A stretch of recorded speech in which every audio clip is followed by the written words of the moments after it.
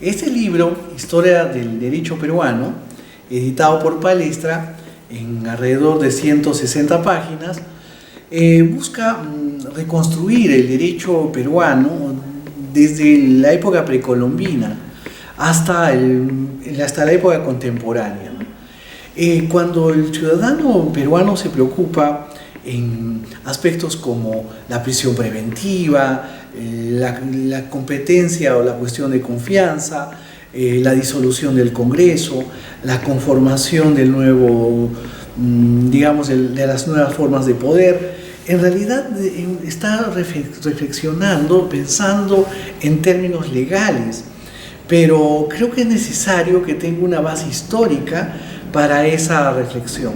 Sobre todo, ¿por qué? Porque el hombre peruano está muy atado a la coyuntura, vive la coyuntura con mucha pasión, y el jurista no es ajeno a esto. Entonces es necesario dotar al derecho de una historicidad, es decir, hasta qué punto nuestras instituciones encuentran un derrotero detrás de ellas que las convierte en lo que son ahora. Es decir, el bicameralismo, la pena de muerte, la prisión preventiva, en fin, ¿no? Es decir, este libro lo que quiere en estas apretadas 150 páginas es describir ese proceso, ¿no?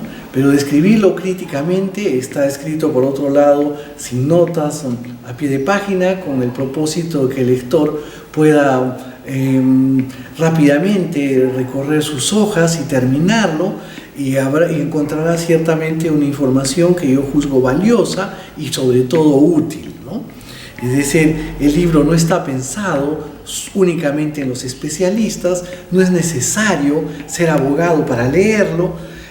Allí donde utilizamos expresiones técnicas, aclaramos de qué cosa se trata. Creo que es la ocasión como para que el hombre culto, ¿no es cierto?, tenga una visión histórica de lo que fue el derecho en el Perú.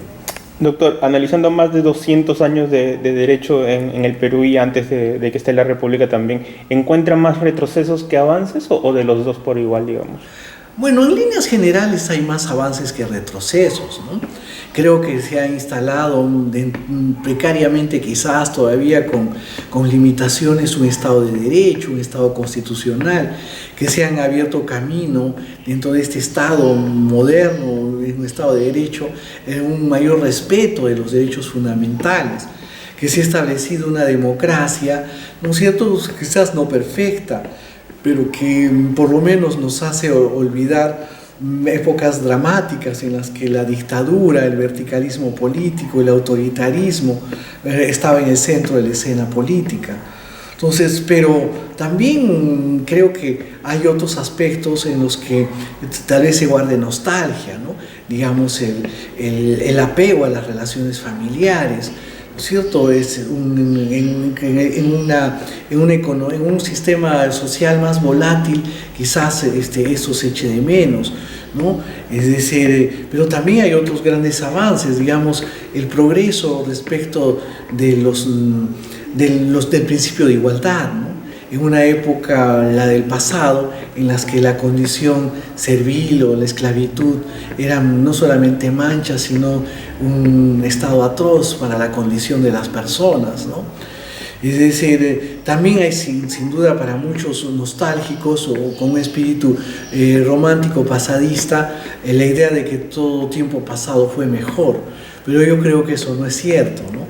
Pero sin embargo no podemos olvidar nuestro pasado, es necesario recordarlo, ¿no es cierto?, reflexionar sobre él, aunque no tenga que implantarse otra vez en los mismos términos, ¿no?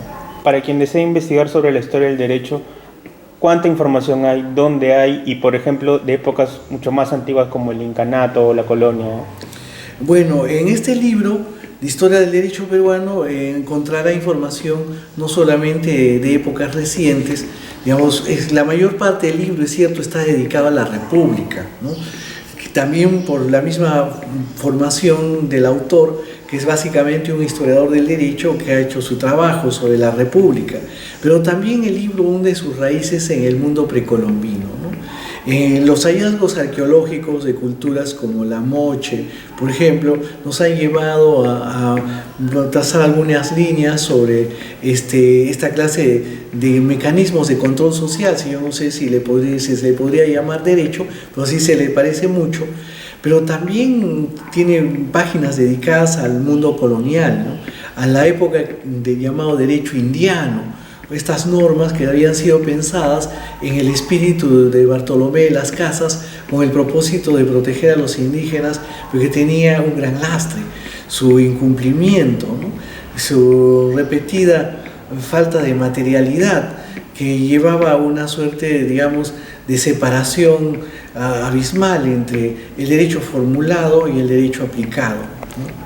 Las situaciones específicas, como por ejemplo expulsar a un cantante que viene a dar un concierto en la Lima de Velasco, o luego nombrar jueces sin rostro, digamos, ¿qué lecciones nos dejan ya, digamos, tantos años después, digamos, para los peruanos? Bueno, desde esta perspectiva podría parecer, digamos, hasta pintoresco que eso haya ocurrido, ¿no?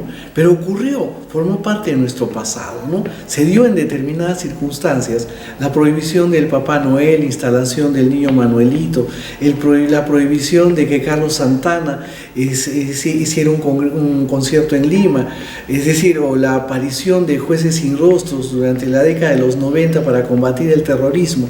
Fueron lastres, efectivamente, que fueron tomados en su momento y que tienen que ser comprendidos en el marco histórico ese y sobre el cual tenemos que conocer, ¿no? En efecto, el libro también recoge una serie de anécdotas y que creo que le dan, digamos, una versatilidad y un sentido, digamos, y le hace amable la lectura.